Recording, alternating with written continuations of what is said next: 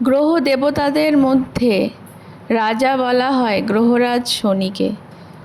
আমাদের জীবনের বিভিন্ন সমস্যার কারণ হিসেবে আমরা বলে থাকি আমাদের উপর শনির দশা চলছে।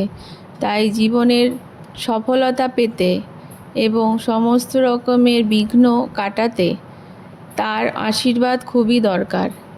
আর এই কারণেই শনিদেবের পূজা এবং আরাধনা করার দিন হলো শনিবার।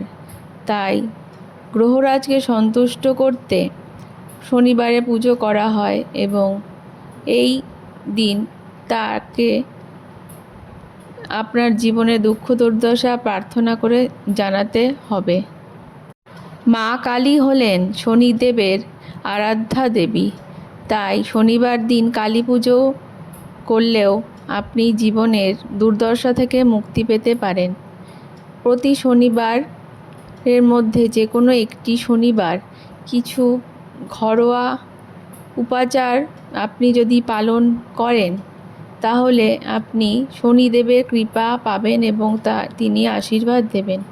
অবশ্যই মনে রাখতে হবে, এটি যখন করবেন টোটকাটি প্রয়োগের আগে মনে বিশ্বাস আনবেন। অবিশ্বাস নিয়ে কাজ করলে ফল বিপরীত হতে পারে, কারণ বিশ্বাসে মিলায় বস্তু তর্কে বহুদূর। জেনে নিন সেই সহজ টোটকা যা আপনার জীবনের সমস্যা কাটিয়ে উজ্জ্বল ভবিষ্যৎ ফিরিয়ে দেবে। টোটকাটি করার জন্য প্রথমেই দরকার একটি নতুন সাদা কাপড়ের টুকরো, 7টি লবঙ্গ, কিছুটা সর্ষে আর ঝাঁটা দিয়ে কুড়ানো মাটি। তবে অবশ্যই মনে রাখবেন গোটা লবঙ্গ হতে হবে, যেন সেটি ভাঙা না থাকে। আর কাপড়ের টুকরোটি পরিষ্কার এবং সুন্দর হবে, ময়লা থাকলে চলবে না। সবথেকে ভালো হয় একটি নতুন কাপড়ের টুকরো নিয়ে নিলে।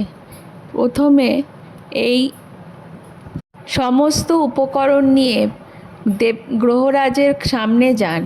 এবার ঠাকুরের সামনে কাপড়টা সুন্দর করে রেখে তার উপর এক এক করে লবঙ্গগুলো শনিদেবের চরণে নিয়ে প্রণাম করে 7 পাক ঘোরান। তারপর এই লবঙ্গগুলোকে সবকটাকে নিয়ে কাপড়ের উপর রেখে কিছুটা ঘর পুরানো ধুলো গুঁড়ো এই কাপড়ের উপর রেখে দিন। তারপর এই ধুলোর উপর কিছুটা সর্ষে দিয়ে শক্ত করে বাঁধবেন এই কাপড়ের পুঁটুলিটিকে।